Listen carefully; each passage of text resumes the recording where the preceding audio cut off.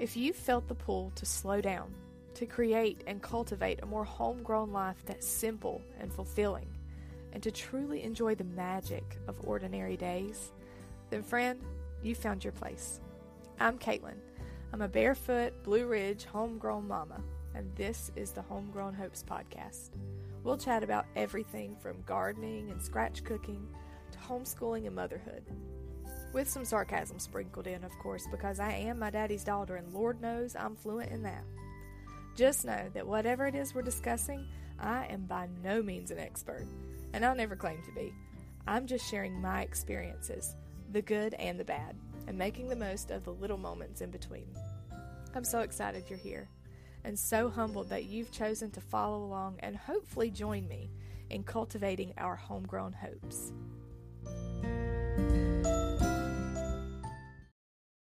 Hello friends, welcome to the Homegrown Hopes podcast. I'm your host, Caitlin Etheridge, and I'm so excited to be joining you today for many reasons, but one of the big ones is that is an excuse for me to sit down for a little while. Not that anyone needs an excuse to rest, but in the season of life that I'm in, it's nice to have a reason. So, a little backstory. We're in the process, the very long and drawn out process of building a home, our forever home. We've had the property for a long time. We are in quite a transition period and we're just going in a million different directions. There are so many moving parts to building a home. So just kind of chaotic right now. And so it's nice to sit for a moment. And, when I tell my family, I'm sorry, I have to go inside and record my very important podcast. I have 4 whole episodes out in the world already. It's super crucial that I take the time out of our lives to do this. It goes over really well, but it's important to me, and here I sit. So I'm so excited to dive in today.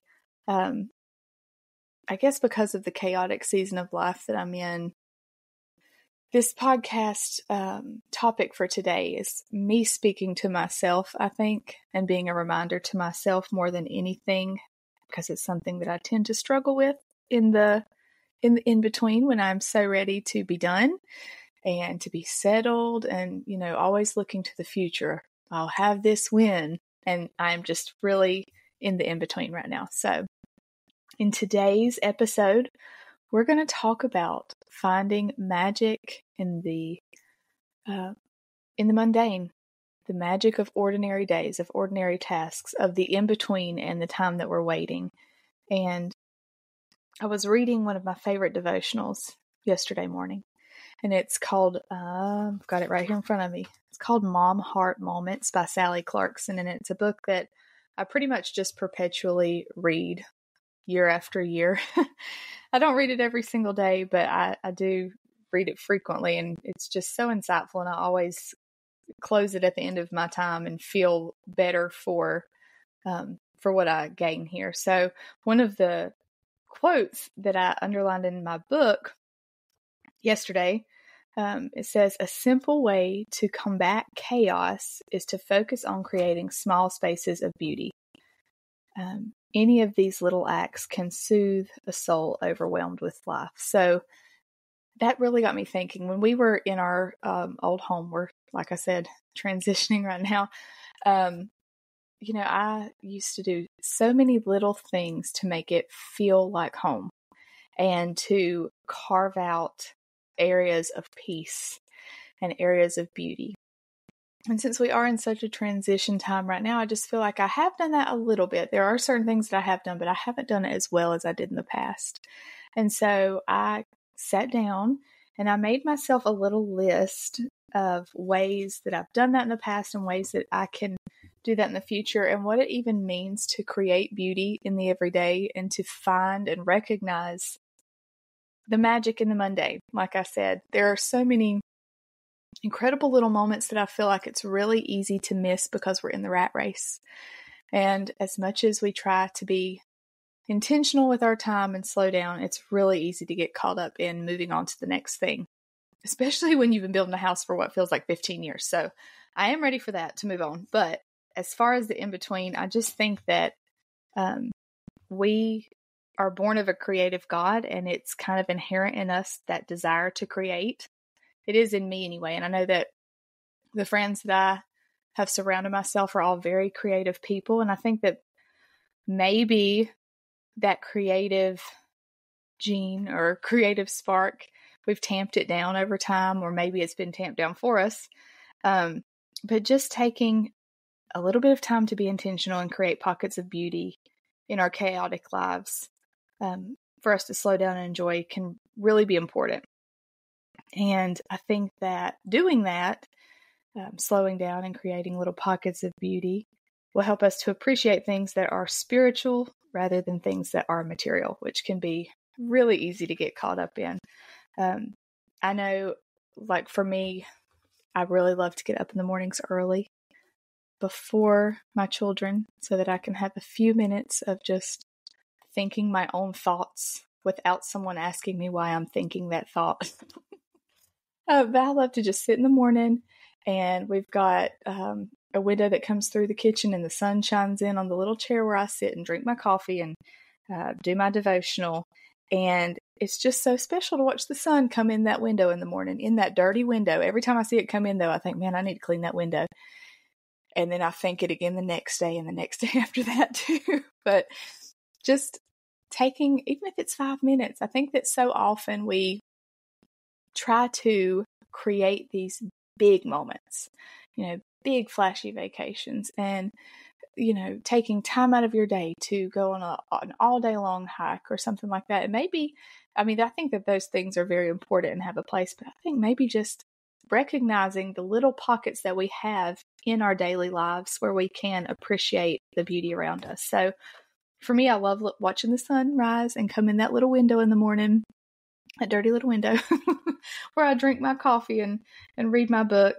And I think that's something that, I guess I'm just jumping into the list here. Sunshine was like one of the things on my list. I know that sounds so simple and so obvious, but when I'm in a terrible mood and I just go and let the sun hit my face for a few minutes, I'm like, oh, well, maybe I just needed some sunshine. Maybe I'm just cranky because I need some vitamin D.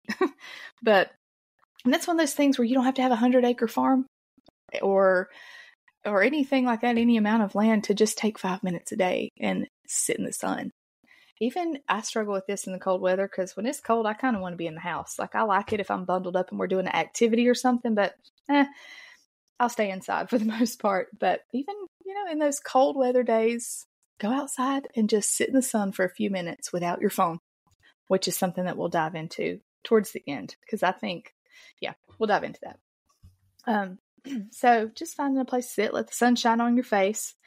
And because chances are, like I said, you probably already spend 5 minutes a day scrolling on your phone, watching people create that beauty behind a screen. So why not just put it down and take that few minutes? And maybe that's not, like I said, I'm not outside in the morning. I'm inside in my cozy little chair with my plaid pop-all bathrobe with warm coffee. Maybe it's just finding a cozy spot next to a window where the sun comes in and making that a space that you actually sit down and enjoy. I will say one thing that we have always had, and it wasn't really intentional. It was just that we've always lived in really tiny spaces. So we had my nursing chair from like when the baby was a baby, when my 10-year-old was a baby. I had this really comfy chair that was my nursery chair where I sat and rocked him. And as he got older, he didn't want that chair in his room. And also I didn't want that white chair staying in his room.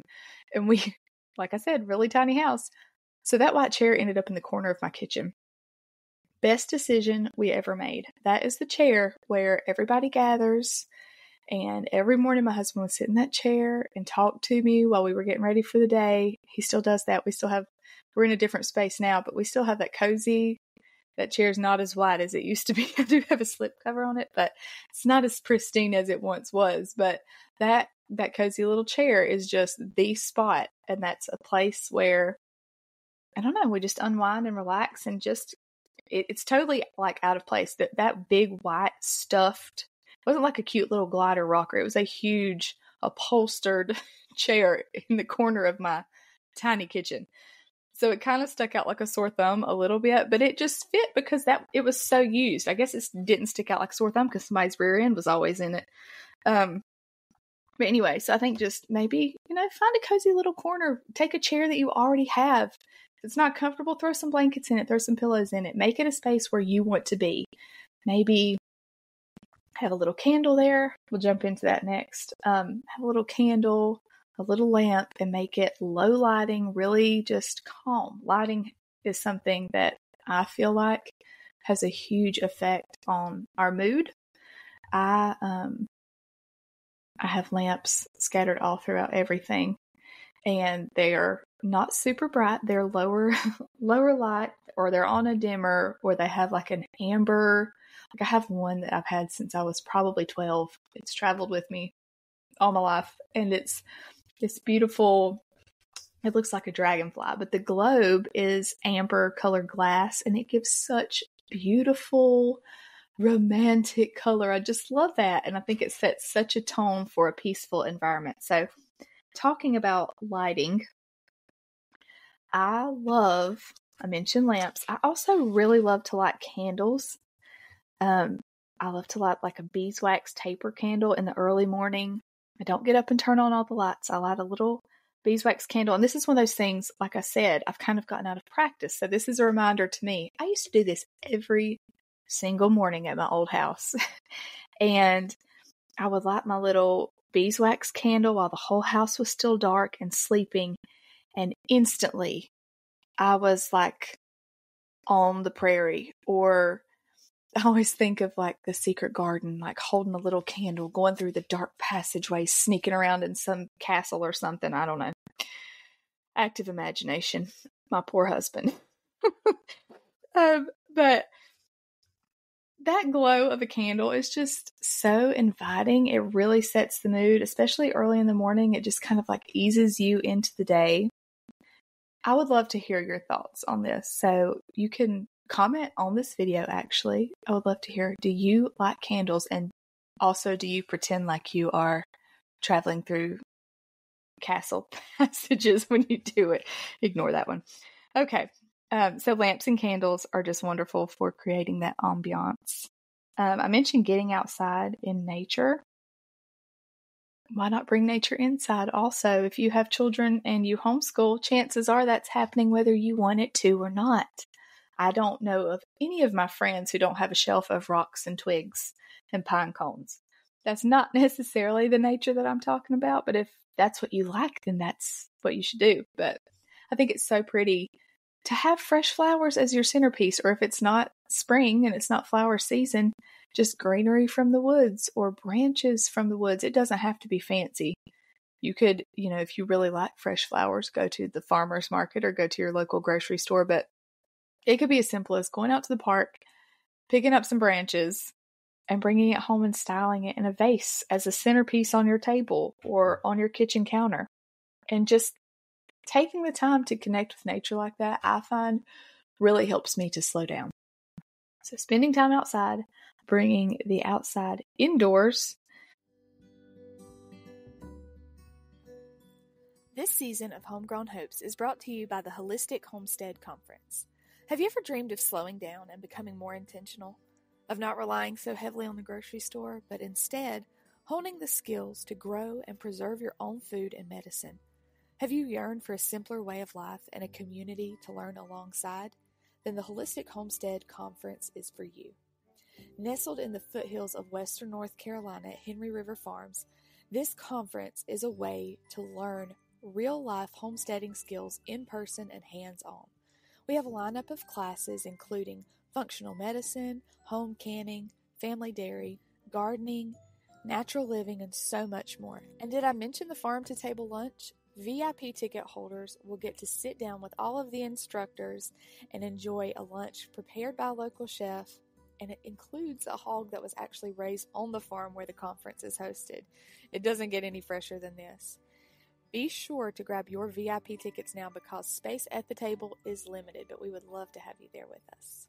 If you're interested in learning more about the Holistic Homestead Conference and getting your ticket for not just the classes, but also our delicious farm-to-table lunch, then visit www.holistichomesteadconference.com or visit the link in our show notes and use code HOMEGROWN15 for 15% off of your ticket. And then also talking about making your space your own, use colors that you love, that you're drawn to. If you really love the color orange, then I would have little pops of orange and little spaces that just when you walk in the door, you feel like you have arrived home. It feels comfortable to you. It feels inviting to you. And obviously the people you live with, like, they have to like coming home too.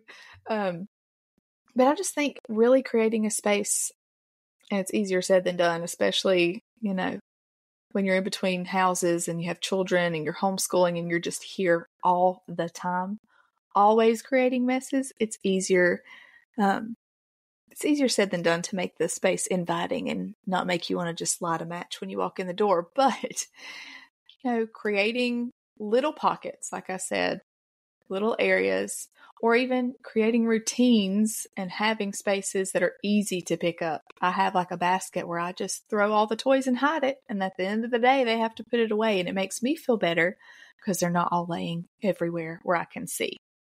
Visual clutter really bothers me. Maybe it's just a me thing, but that really bothers me. Some people like a lot of things. Maybe that's what you want to come home to. Make it your own. It's not rocket science. It's just, I guess, taking the time in your busy life to sit down and think about, when I walk in this room, it bothers me. Like, I don't want to come in here. Why is that? What about this room makes me want to turn around and leave it? Or if you really love a certain space in your home, what about this room makes me want to come in here and stay in it? So anyway, just finding little ways to create beauty. Another thing, speaking of children, I mentioned their messes. I think it's so easy, anyway, it is for me, to get caught up in the task list. Okay, we've got to, do homeschool and put away laundry, and then we've got to do this, and then we've got to get our stuff packed for baseball practice, and we've got to practice fiddle, and, it's a never-ending checklist. And I think it's so easy just to rush through to the next thing and not take the time to slow down and just enjoy what we're doing. And if that means that we're doing one area of it a little bit longer or shifting our schedules. I'm thinking most recently of, like, we have a little morning schedule where we practice our instruments and we do our Bible study and all those things. And instrument practice was going over, and I really needed to wrap it up that day because we had things to do that afternoon. So we needed to stay on task. But then I thought to myself, like, isn't this the whole point? I want him to enjoy playing his instrument. The little sister singing, like, we're having a moment here, people, and I'm rushing through it. So I think just, when possible, slow down a little bit. And also with children, make things a game. That's something that I wrote down and highlighted in my little journal. Make things a game. For as long as I have been a mother, I have tried to manipulate my children by making them think that whatever mundane task we're doing, it's really fun. So, an example of that with my son, when he was little, I guess I was littler too. When he was little and it was laundry time, I would always, let him play basketball with the socks or with the things like washcloths. We just had a big washcloth basket. I gave up on folding those when I had children. It doesn't matter how many washcloths I have. I could have 2 or I could have 20. They're all going to be used every single day. I don't understand it, so I don't fold those anymore. But I would create a game. So let's play basketball with the washcloths. Throw them in the basket. Throw the socks. And then after everything was in its little baskets or in its places, at least the stuff that he could help with, then he had to be like a truck, like forklifts, and he would have to hold his arms out and let me put all the clothes on his arms, and he made all these noises choo, choo, all the way around the house, and he made the deliveries to every single room of the house wherever the clothes went, and then I would put them away. And it took a little bit longer, but it got him involved. It made it fun for him, and it kind of just started a pattern of pitching in with chores, which he was a whole lot better at it when he was 2 than he is at 10. I'm not going to throw him under the bus, but he helps out a lot. I won't say that, but he probably grumbles a little bit more now about it. And then with my daughter, she actually really likes to do certain chores, but she will help me wash dishes and dust. Well, she helps me with a lot of the cleaning, but she likes to pretend like we have a hotel. So we are preparing our hotel for the next guest. And really, it's just we are scrambling and trying to make this place look presentable before Daddy gets home from work because I want him to walk in the door and feel like he is comfortable also. So just we make little games. When we're washing dishes, we're in a restaurant washing dishes. When we're cooking dinner, we're trying to, pretend like we're in a restaurant or we have our own cooking show. So make things as fun as you possibly can. And even if you don't have kids, maybe just getting through the dishes, you need to pretend like you work in a restaurant. Maybe when you're vacuuming your floors, you need to pretend like you are actually working at the Ritz. Whatever you got to do to get through it, sister. I feel you. Another thing is moving on, creating space in your schedule. And I kind of talked about that a little bit with, letting the music fun run over the other morning. I think that it's so easy, like I said, to run from one task to the next, especially when you have multiple children in multiple activities. But even if you don't, it's so easy to fill your schedule with things that you think are important, but then you just feel like you're running the rat race. And I think that as a society, and maybe it's just a mom thing, maybe it's just a me thing, I don't know, but I feel like I feel like I am doing something wrong if I am relaxing. I'm forgetting something. I've always got like an eternal checklist in my head, and if I slow down, I can't relax a lot of the times. And so I think that for me anyway, in the weeks that I really have my stuff together and I check my things for that day off the list, I have started to try to compartmentalize and don't move on to tomorrow's list. Let it be for tomorrow. Don't get ahead. If you finish, allow yourself the extra time to lay in bed and read a book or to soak in a long bath, or, maybe it's just going outside and walking down the driveway. I'm actually going to do that after this podcast. I'm just going to go for a long walk because I really haven't slowed down and done that today. And I know that helps me to unwind. So just carving out little moments. Like I said in the very beginning, it might be 5 minutes of sitting on a park bench in a busy city, but just taking the time to maybe turn your checklist off, turn your mind off if possible, and create the space to do that so that you're not stressing so much when you do sit down. Or for me too, I find that I'm trying to steal little moments. So that'll get me into my last point here, and I'll wrap it up. But I find that since I am home and I'm with children all day, which I am so thankful for, I will never complain about being home with my kids all day because that is something that I prayed for a very, very long time. And I am just thankful for it every single day. But I can be thankful for it and be tired from it. and I am. Even though I'm very blessed by my situation, it can be, exhausting raising kids. Even, I think my kids are really good kids, but they, just trying to raise good humans can be a really full-time job. And so I find myself trying to steal little moments of time and trying to do little things because I am not kid-free very often. And so I find myself throughout the day trying to steal my little moments. And one thing that I can think of off the top of my head is, and I shouldn't tell this because I'm promoting a podcast, but I will have my little earbud in while I'm going throughout my day, whether I'm listening to a podcast or an audiobook. I'll have it in my ear.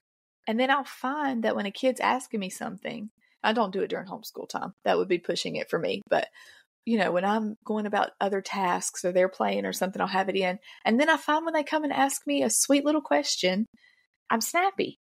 I'm, short with them because I have to pause what I'm doing and I didn't hear, and they have to repeat themselves. And that is just not the kind of mom that I want to be.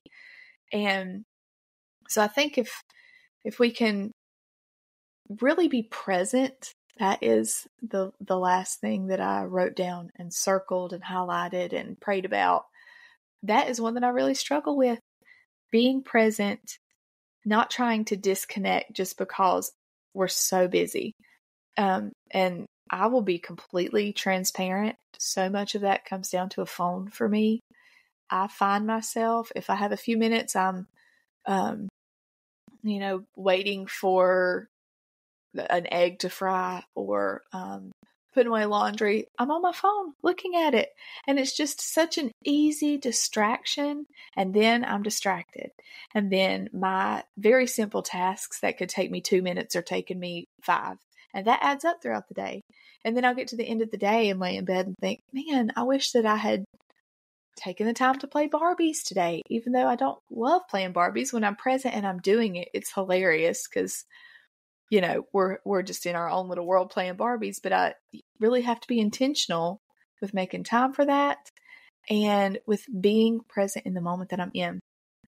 And that means putting the phone down, setting limits on that, and then honoring those limits that I've set for myself and those boundaries.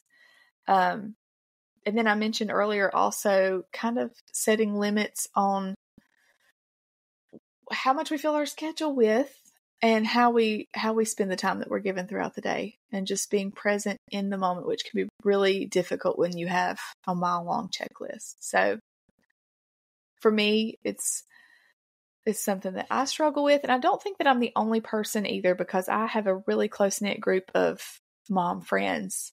And this is a conversation that we have pretty frequently. Just the struggle of mom guilt because we feel like we're not connecting with them enough, even though we're always with them. And I'm getting off on a tangent that's not related to creating beauty anymore.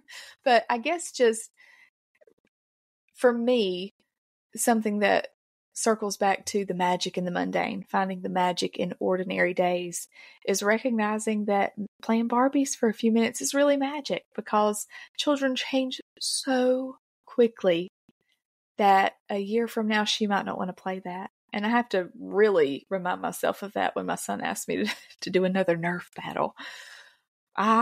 We Nerf a lot around here. It's a verb at this house. We're Nerfing. And I struggle with, at the end of the day when I'm tired, not wanting to do that. But then I know, especially as he's getting older, like that's a phase that we're starting to fade out of, and I should appreciate it while it's here. So I think just if we can stay connected and present in the moment that we're in the time that we're in the childhood stage or the marriage stage or the building a house stage, and, everything is so temporary, and just try to really seek out those moments of beauty, I think that it will make a huge difference in our daily lives. I think that it does for me anyway. When I take the time to really pay attention and seek out those moments and carve out time throughout the day, or moments throughout the day that are just slow and simple. It's not anything amazing. It's not me going and running a marathon or, going out on a boat or anything. It's just simple little tasks. It's washing dishes at the sink and pretending like we own a restaurant. I think that it makes life a lot more rich. And I think that it dials down the chaos and the noise in our heads a little bit. It does for me anyway. It's something I struggle with, and I'm certain I'm not the only one. So I hope that maybe just by talking it out, it was helpful to you, just to maybe recognize something in yourself, or maybe you've got it figured out. And if you do, please send me a message and tell me what you're doing, because I probably need some help in this area. So anyway, that's just my little ramblings for the day. This was super important. I'm glad I got to come in here and be away from the work for a little while. And I hope you guys have such a wonderful week. If you don't already, please subscribe to this podcast, give it a 5-star review, and also leave a few kind words. That would be just so appreciated. Of course, like anything in the social media and media world, the more that you share it, the more that it is shared on platforms. And it is something that I really enjoy doing, and I would like to get it out there. So if you don't mind taking a couple minutes to leave a good review and subscribe, I would really appreciate that. And I hope y'all have a wonderful week. I will be back next Tuesday. Talk to you then.